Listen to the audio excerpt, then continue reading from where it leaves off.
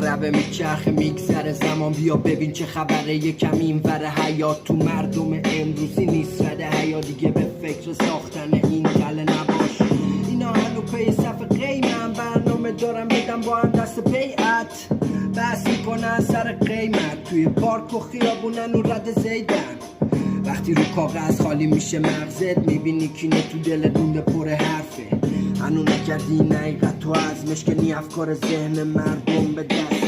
باید رد چی از افکار پوچ، اینم پنهان نمیشه با اشعار خوب. بگو کجا بودی داشتیم دوش میکشیدیم، تو پاس کن دست تو با اعصاب نیم.